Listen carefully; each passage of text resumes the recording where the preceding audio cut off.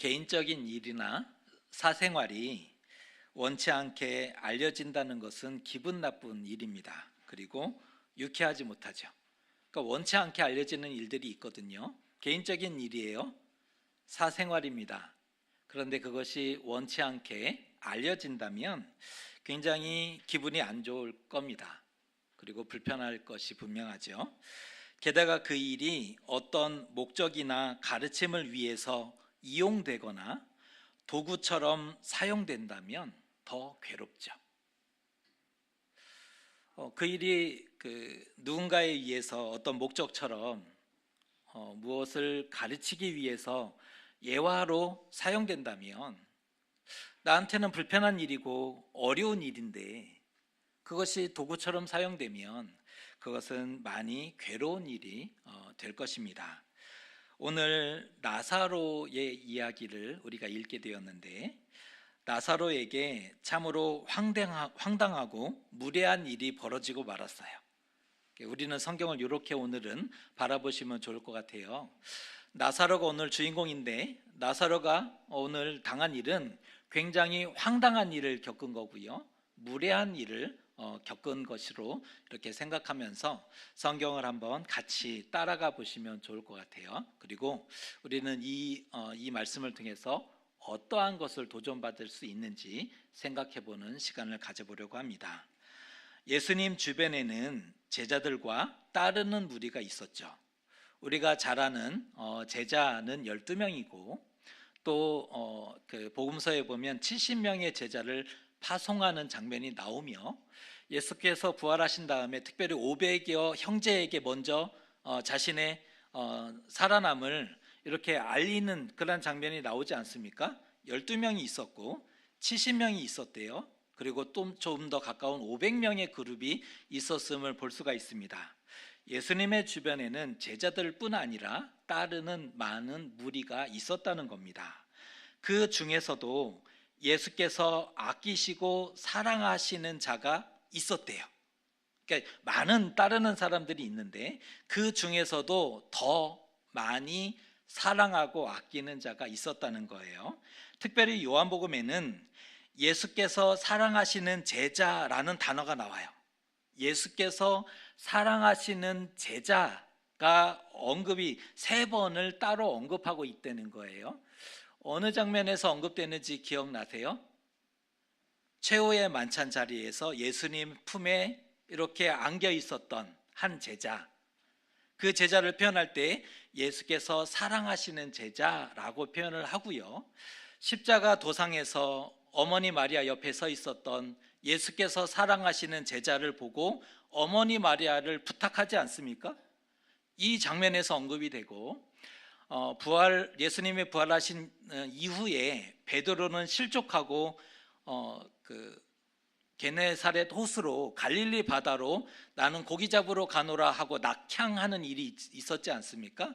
그 장면에서 예수께서 사랑하시는 제자가 예수님이심을, 부활하신 예수님이심을 먼저 깨닫고 주시라고 베드로에게 일러주는 그 장면에서 3번 예수께서 사랑하시는 제자라는 정확한 표현이 언급되는 것을 보게 됩니다. 예수께서 편애하신 것인가? 또 누군가는 차별하셨나? 이렇게 생각되실 수 있잖아요. 더 사랑하시는 제자가 있었다는 것은 편애를 얘기하는 거고 누군가를 편애했다는 것은 또 다른 사람은 차별했다는 그런 뜻인가 라고 생각될 수 있지만 요한의 기록이에요. 요한복음에만 나와요. 그렇게 봤을 때 요한이 자신을 예수님과 특별한 관계로 강조하고 있는 부분이다라고 이해하시면 좋을 것 같아요. 요한복음에만 나오는 기록이 있잖아요. 요한이 자기 자신을 예수님과 더 특별한 관계로 강조했음을 알 수 있는 부분이라는 겁니다.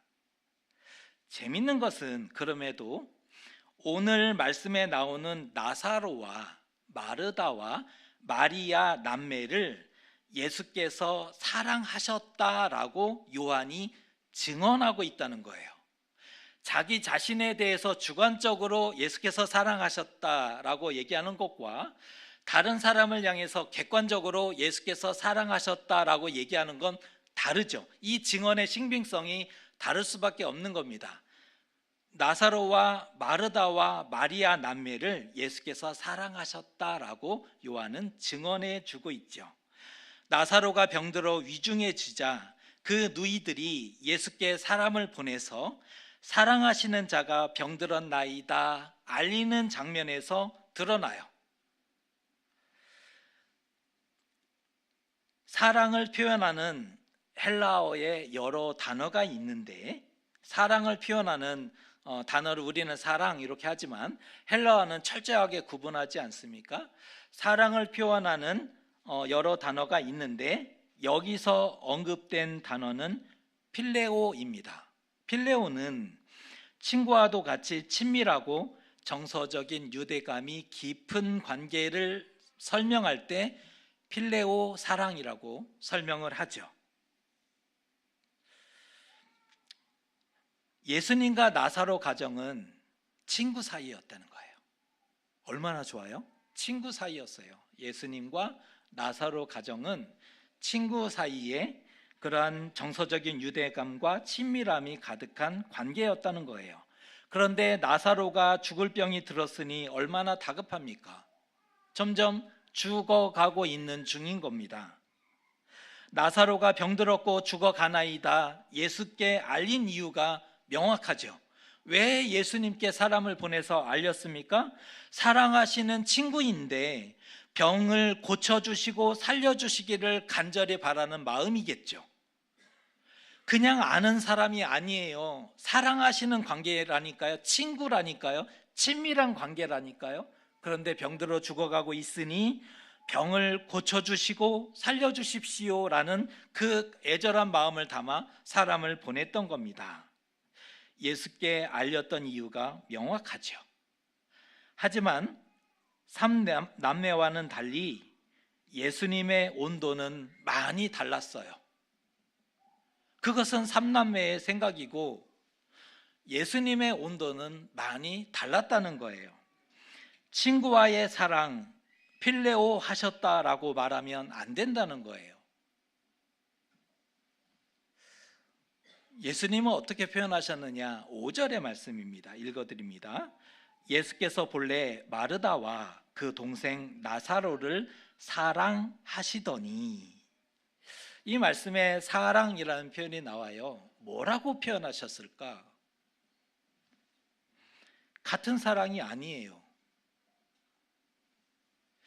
예수께는 필레오가 아니고 아가페였기 때문입니다.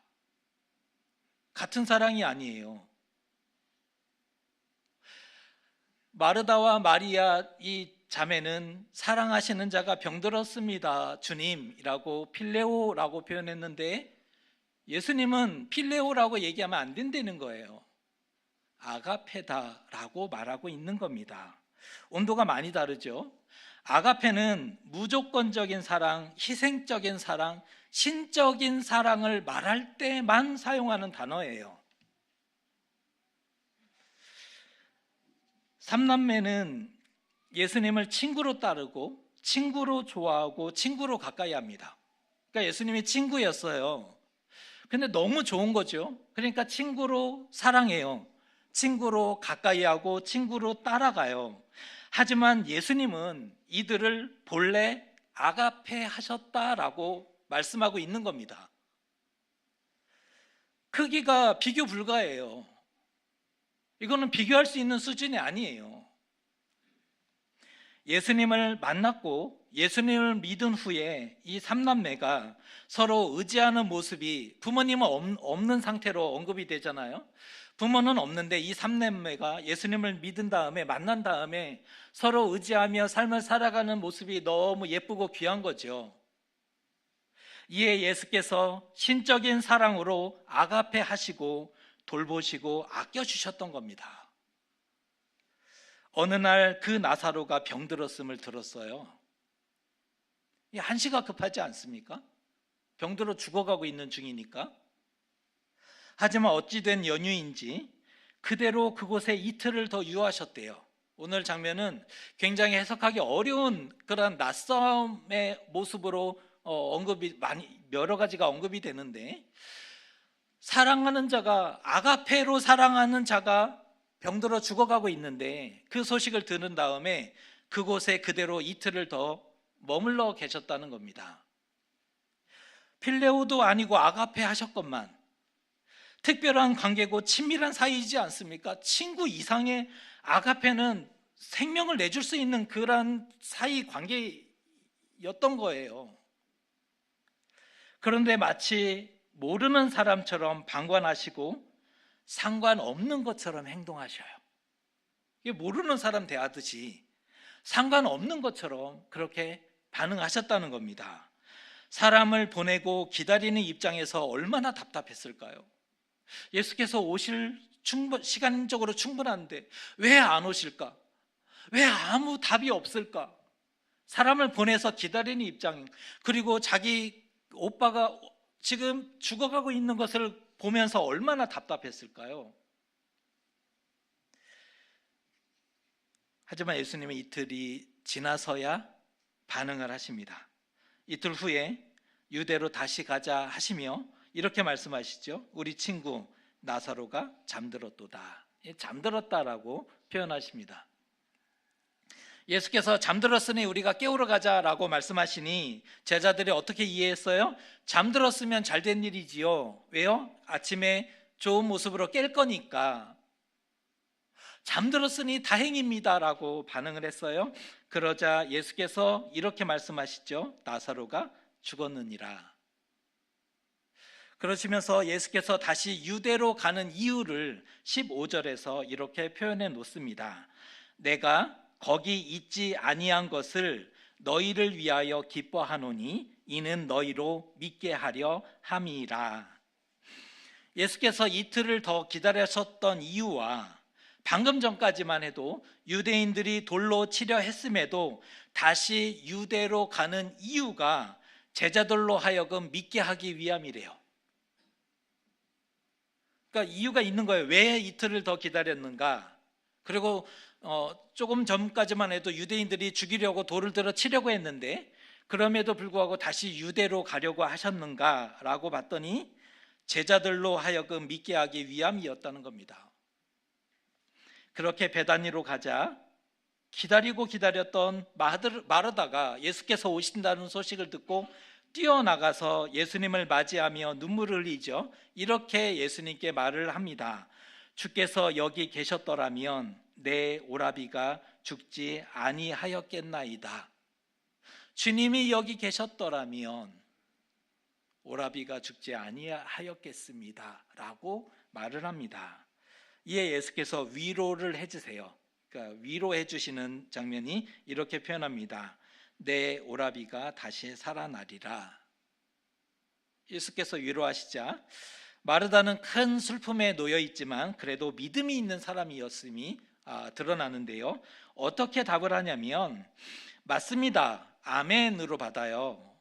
내 오라비가 다시 살아나리라 라고 예수께서 위로하시자 마르다가 아멘으로 받아요. 맞습니다. 마지막 날 부활 때에는 다시 살아날 줄을 내가 믿습니다 라고 그렇게 반응하죠. 이때 예수께서 진리를 깨우쳐 주시는데 우리가 잘 아는 말씀 11장 25절 26절의 말씀입니다. 같이 한번 읽어보겠습니다. 예수께서 이르시되 나는 부활이요 생명이니 나를 믿는 자는 죽어도 살겠고 무릇 살아서 나를 믿는 자는 영원히 죽지 아니하리니 이것을 내가 믿느냐. 예수께서 바로 부활이요 생명이심을 다시 한번 깨우쳐 주시는 거예요. 마지막 날 부활 때 일어나는 일이 아니라 예수님이 바로 부활이며 생명임을 일러주시는 말씀이죠. 이 일 후에 어떤 일이 계속되냐면 이제 마르다가 예수님을 맞이했지 않습니까? 동생을 부르라. 집에 갔더니 예수께서 오셨다. 너를 찾는다 라고 하자 마리아가 뛰어나가서 예수님의 발 앞에 엎드려 똑같은 말로 예수님께 아뢰죠. 주께서 여기 계셨더라면 내 오라비가 죽지 아니하였겠나이다. 굉장히 슬퍼하며 이게 한 번도 아니고 두 번이잖아요. 마리아조차도 주께서 여기 계셨더라면 주님이 빨리만 오셨더라면 오라비가 죽지 아니하였을 겁니다 라고 고하죠. 여기까지 이르자 예수께서 비통히 여기셨다. 그게 예수님도 큰 아픔이고 슬픔이셨던 것 같아요. 비통히 여기셨고 마르다와 마리아 자매를 불쌍히 여기셨고 결국 눈물을 흘리시는 장면이 쭉 이렇게 소개가 되고 있습니다. 나사로가 무덤에 있은 지 나흘 만에 찾아간 거죠. 하루, 이틀, 사흘, 나흘. 이 나흘이 중요한데 왜냐하면 그 민간 신앙에서, 그러니까 신학적으로 옳고 그름을 따지는 게 아니고 민간 신앙에서는 사람이 죽으면 한 사람의 영혼이 하루, 이틀, 3일까지 죽은 자의 주변에 머문다라고 민간 신앙으로 이해를 하고 있었던 사람들입니다. 이게 모두가 같이 공유하는 마음인 거죠. 하루, 이틀, 사흘까지 죽은 자의 옆에 영혼이 있으니까 이때까지만 해도 잘하면 살아날 수가 있는 거예요. 그런데 지금 상황 어느 상황이에요? 하루, 이틀, 사흘, 나흘이죠. 이미 끝나버린 겁니다. 죽었지만 더 끝나버린 상황인 거죠. 예수님은 나사로가 무덤에 있은 지 나흘 만에 무덤을 찾아요. 그리고 무덤의 문을 열라, 돌을 굴리라 그랬더니 사람들이 이제 뜯어 말리는 거예요. 썩어서 냄새가 납니다. 한여름에 하루 이틀만 지나도 상하거든요. 근데 이들은 굴에 그 사람의 시신을 이렇게 안치하는 형태로 장사를 지냈지 않습니까? 나흘이 지났으니 냄새가 나는 것은 당연했을 거예요. 예수께서 돌을 굴리라 했을 때 사람들이 너도 나도 만류하지요. 냄새가 납니다. 그럼에도 불구하고 돌을 옮겨놓게 하신 후에 큰 소리로 예수께서 말씀하셨어요. 나사로야 나오라. 죽은 자가 배를 동인 채로 걸어 나오지 않습니까? 그러니까 완전히 죽은 자가, 다시 살아날 가능성이 전혀 없는 자가 배를 동인 채 그렇게 나오는 거죠. 이것이 바로 나사로의 부활 사건입니다. 오늘 우리가 읽은 성경입니다. 두 가지 목적이 숨어 있다고 성경은 얘기해요. 하나의 목적은 죽은 자를 살리심으로 예수께서 하나님의 아들이심이 증명됐어요. 이게 하나의 목적이고요. 또 하나의 목적은 제자들의 믿음을 돕기 위함이다. 두 가지의 목적이에요. 죽은 자를 살리심으로 예수께서 하나님의 아들이심이 드러나야 했고요. 또 하나는 제자들의 믿음을 돕기 위해서였다는 겁니다. 이런 이유로 병들어 죽어갈 때 방치한 것이고, 이러한 이유로 도움을 구했으나 외면하셨고, 이러한 이유로 응답하지 않으셨어요. 이러한 이유로 인해서 죽어갈 때 모른 척 하신 겁니다. 이러한 이유 때문에 도움을 외면하고 응답하지 않으셨어요. 나사로를 죽지 않게도 하실 수 있었지만, 나사로를 죽지 않게 하실 수 있었죠. 죽지 않게 하실 수도 있었지만 죽기까지 기다리셨고 그가 죽자 다시 살려주셨어요. 물론 나사로는 부활이요 생명이신 예수님 때문에 다시 살아나요. 살아났어요. 우리는 결과를 아니까. 놀라운 기적이죠. 그것을 기적이 아니다라고 얘기할 사람은 없을 거예요. 놀라운 기적입니다. 그리고 감사한 일이긴 한데, 감사하죠. 기적이에요. 감사해요. 그런데 이 모든 것이 교훈을 주기 위한 도구였대요. 가르침을 위한 수단이라는 거예요. 가르침을 주기 위해서 수단으로 사용하셨다는 거예요. 너무 비인간적이지 않습니까? 나사로가 죽었다가 살았는데 이게 보통 일이에요? 사람이 죽었다가 살아났다고요. 이게 보통 일이냐고요. 아무리 그래도 너무하지 않습니까? 감사하다, 은혜다라고만은 할 수 없는 장면이라는 거예요. 하나님이 하신 일이니 가만히 있어야 하는 것일까요? 여러분도 그렇게 생각하세요? 하나님이 하신 일이니 가만히 있어야 하는 겁니까? 죽이기도 하고 살리기도 하고 도구로 쓰이기도 하고 시키는 대로만 해야 되는 거예요? 사람의 존재는 신이 명령하면 순종하는 존재입니까? 살리기도 하고 죽이기도 하시고 도구로도 쓰일 수 있고 시키는 대로만 하면 되는 겁니까? 어떤 결정권도 가질 수 없는 존재인가? 어떻게 나사로의 불행을, 나사로 입장에서는 이건 불행인 거잖아요. 어떻게 나사로의 불행을 이용해서 예수께서 하나님의 아들이심을 드러내고 예수 안에 생명이 있음을 증명할 수 있느냐는 거죠. 한 사람의 불행을 이용해서 예수께서 하나님의 아들이심을 밝히고 예수 안에 생명이 있음을 드러낼 수 있느냐? 하나님의 나라와 복음을 위해서는 도구화되어도 되는 것일까요? 사람의 생명쯤은 하나님의 나라와 복음을 위해서는 도구로 쓰여져도 아무 상관이 없는 것입니까? 어찌 생각하세요? 여러분의 일이라도 그렇게 얘기할 수 있으실까요? 남의 일은요, 그렇게 얘기할 수 있어요.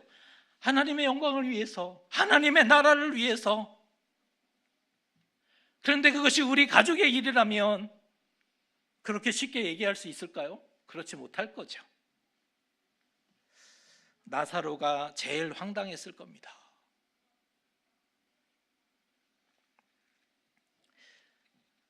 그럼에도 내 슬픔과 눈물이 하나님 나라를 돕고 믿음을 깨우칠 수 있다면 어떨까요? 그럼에도 내 많은 슬픔과 눈물이 하나님의 나라를 위해서 도움이 되는 거예요. 누군가의 생명을 살리는데 유익하게 되어지는 거예요. 그것은 어떨까요? 믿음으로 인도하는 수단으로 바꿀 수 없을까? 나의 많은 눈물과 아픔과 슬픔을 나를 위해서만 신앙하지 마시고 하나님 나라와 복음을 위해서 신앙할 수는 없습니까? 하나님이 나를 위해서만 필요하고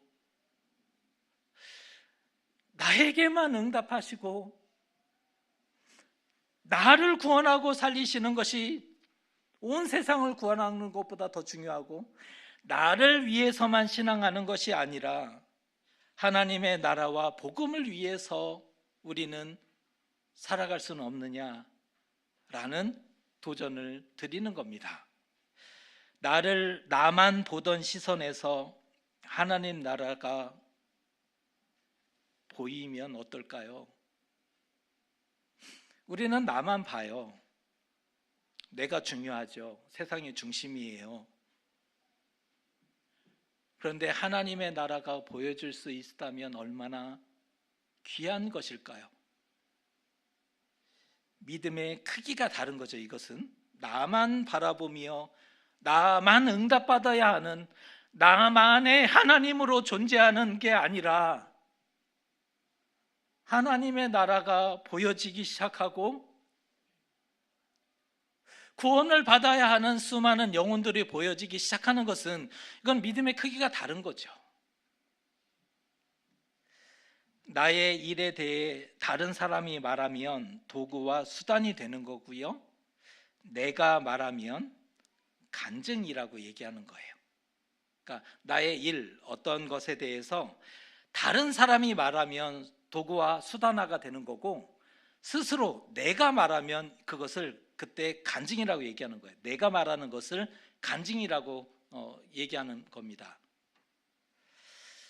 내가 여기 있사오니 나를 사용하소서. 도구와 수단이 되게 하지 말고 삶을 간증할 수는 없겠는가? 하나님이 구원하셨습니다. 하나님이 도우셨습니다. 하나님이 함께해 주셨기 때문입니다. 그렇게 간증할 수는 없느냐는 것입니다. 하나님과 상관없이 살고 은혜 밖에 있으면서 하나님의 때에 하나님의 방법으로 구원하시기를 기대하십니까? 하나님과 상관없이 살아요. 은혜 밖에 있어요. 그런데 하나님의 때에 하나님의 방법으로 구원받고 싶어요. 이게 논리적으로 이어질까요? 이 말이 안 되는 거죠. 가장 멀리 가 있고 기도하지도 않으면서 구원과 생명을 받고 싶다. 잘 어울리지 않는 말들이죠. 뜻대로 마음대로 안 될 수 있어요. 그때가 왔을 때 내 뜻대로 내 마음대로 안 될 수가 있다는 거예요. 왜요? 나는 가장 멀리 가 있었거든요. 기도하지도 않았다고요. 그런데 구원과 생명을 받고 싶어? 아마 뜻대로 마음대로 안 될 수 있는 거예요. 아가페 하셔도 필레오로 받아요. 사람은. 예수께서 항상 말씀하실 때 사랑을 표현할 때 아가페로 설명했다 말씀을 드렸잖아요. 아가페한다. 내가 너를 아가페로 사랑한다. 내 사람은 어떻게 받아요? 필레오로 사랑합니다. 늘 이것을요 남겨 먹어요. 아가페를 받지만 나는 필레오만 흘려 보내는 거예요. 이 갭이 있죠. 이걸 남겨 먹어요. 우리는 참 머리가 똑똑해요. 아무리 예수께서 아가페 하셔도 우리는 필레오까지만 반응해요. 손해보는 장사를 하지 못하죠.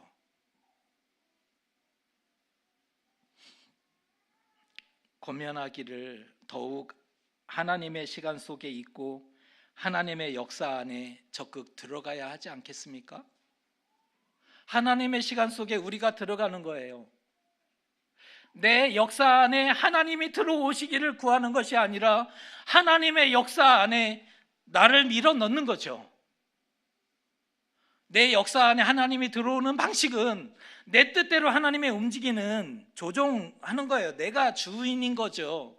근데 하나님의 역사 안에 내가 들어갔을 때는 하나님이 원하시는 뜻대로 순종하며 그렇게 따라가 보는 거죠. 사실 부활과 생명은 먼 미래의 일이 아니라 바로 오늘 누려야 하는 진리인 겁니다. 우리가 가장 붙잡아야 하는 진리는 이 부활과 생명의 진리인 거예요. 지금 여기에서 만나고 동행할 때, 부활과 생명을 만나고 동행할 때 건강한 신앙이 돼요. 왜요? 부활과 생명은 삶의 고통과 슬픔을 치유하는 힘이 있거든요. 부활과 생명이 삶의 고통과 슬픔을 치유해 주는 거예요. 삶을 참고 인내하고 견디게 만들어 주는 것이 바로 부활과 생명인 거예요. 우리의 삶을 어떻게 참아냈고 어떻게 인내하고 어떻게 견뎌낼 수 있겠어요? 그 부활과 생명이 오늘 우리에게 다가와야 우리의 삶을 참아내고 인내하고 견디게 되는 거죠. 예수님은 우리의 상처와 아픔을 외면하거나 모른 채 하지 않으세요. 우리의 아픔을 못 들은 채 하는 것이 아니에요. 어찌하든지 하나님과 연결시키시면 좋을 것 같아요. 어찌하든지 하나님과 관련된 삶으로 만들어 내셨으면 좋겠어요. 나의 시간과 나의 삶이 아니라 하나님과 관련된 삶과 하나님과 관련된 시간을 살아내야 되지 않습니까? 일생을 걸었는데 나의 삶이고 나의 시간이었다. 이건 자랑할 게 아니에요. 우리가 걸어왔던 그 모든 시간과 삶이 하나님과 관련된 시간이었고 하나님과 관련된 삶이었다가 더 아름답지 않습니까? 이것을 간증하는 거죠. 하나님이 도우셨기 때문에 참았다, 견뎠다, 인내했다, 다시 일어섰다, 다시 한번 도전할 수 있었다. 나에게는 하나님이 은혜이셨고 사랑이셨다. 나를 향해 아가페 하신 것을 알고 있습니다. 이게 맞는 거죠. 우리의 삶이 운명의 장난 같고 절망과 고통이 찾아올 때, 우리의 삶에 절망과 고통이 찾아올 때 무너지고 저주하는 사람도 있어요. 그런데 누군가는 포기하지 않고 끝까지 걸어가는 사람도 있더라고요. 이 차이가 뭘까? 누군가는 저주하고 원망하며 그냥 포기해버리는 거예요. 그런데 누군가는요, 포기하지 않고 끝까지 걸어내는 사람도 있더라는 거예요. 불행을 막을 수는 없겠죠. 우리는 신이 아니니까 불행을 막을 수는 없겠죠. 하지만 어떻게 통과하고 걸을지는 선택이 가능해요. 어떻게 통과할 것인가? 선택이 가능하다니까요. 울면서 갈 수도 있고 찬송하며 기도하며 갈 수도 있어요. 울면서 갈 수도 있어요. 저주하며 갈 수도 있어요. 찬송하며 기도하며 갈 수도 있는 거고요. 고난이 있고 아프고 힘들지만 용기 내어 살아가고 도우심과 구원을, 하나님의 도우심과 구원을 끊임없이 간증하는 삶이 더 아름다울 겁니다. 놀라운 기적과 구원을 본 것은 아니지만 이 하나의 응답이, 이것이 바로 예수께서 나를 하나님이 사랑하신다는 그 증거로 부여잡는 거예요. 아주 작은 거지만 그 하나를 하나님의 응답으로 부여잡고, 하나님이 살아계시다, 하나님이 나를 사랑하신다, 하나님이 함께 하신다, 하나님이 나에게 용기를 주셨다, 간증하는 거죠. 이 간증하는 사람은 살아내요. 그러한 경험이 없는 사람은 그 삶에 그냥 잠식되는 거죠. 하나님 없으면 못했을, 하나님 때문에 참아내고 견디고 이기는 것이 오늘을 부활과 생명으로 사는 겁니다. 오늘을 부활과 생명으로 살아간다는 개념은 하나님 없으면 절대로 못했을, 왜냐하면 포기했을 건데 하나님이 그 작은 소망을 보여주셨고 그것을 잡았고 참아냈고 견뎌냈고 인내했고 살아냈어요. 그것이 오늘을 부활과 생명으로 살아가는 거예요. 그것이 오늘을 부활과 생명으로 살아내는 그리스도인의 자세인 거죠. 기적을, 하늘이 열리는 것을, 바다가 열려지는 것을 보여주면 그것이 하나님이 내게 주신 응답이라고 생각하지 마시고, 우리의 삶에 있는 작은 것 하나, 누군가 교회 왔더니 등을 쓰다듬어 주는 거예요. 힘내세요, 하나님이 사랑하십니다. 누군가는 그 하나의 음성을 하나님이 내게 말씀하셨다라는 그 응답으로 받아들일 수 있다니까요. 성경을 펴서 읽었는데 눈에 잘 띄지 않았던 말씀이 어느 날 눈에 사로잡혀서 계속 반복되는 거예요. 하나님이 말씀으로 내게 응답하셨구나. 그 작은 소망과 희망이 우리에게 붙잡혀 있고 있을 때, 그것을 간증할 수 있을 때 삶을 참아내고 견뎌내고 이겨낼 수 있는 거고요. 그것이 바로 오늘을 부활과 생명으로 살아가는 것입니다. 나사로야 나오라. 우리도 무덤에서 나와야 합니다. 우리도 감옥에서 나와야 합니다. 우리를 지치게 하고 힘들게 하고 넘어지게 하는 모든 것들로부터 나와야 합니다. 나오라고 말씀을 하시는데 그대로 머물러 있으면 어떠한 것도 일어나지 않을 겁니다. 나와야 하는 거죠. 무덤에서 나와야 하는 겁니다. 우리를 사로잡는 것들, 지치게 하는 것들, 무너지게 하는 것들, 우리를 힘들게 하는 것들로부터 나오는 그 의지, 한 걸음을 내딛는 것, 거기서부터 기적이 시작되거든요. 거기서 나오며 간증하는 자가 삶을 살아요. 예수께서 우리를 아가페 하셨대요. 필레오 아닙니다. 아가페 하셨어요. 거친 인생, 파도 많고 상처받은 이들이여 오늘을 부활과 생명으로 살아가시기를 축복합니다. 오늘을 예수님과 부활과 생명으로 이겨내셨으면 좋겠어요. 오늘을 견뎌내십시오. 오늘을 걸어내십시오. 그것이 바로 우리가 부활과 생명으로 살아가는 믿음입니다. 그렇게 하나님 앞에 반응하는 믿음의 행동으로 반응하는 저와 여러분 되시기를 주님의 이름으로 축복합니다. 기도하겠습니다. 나사로의 불행을 통해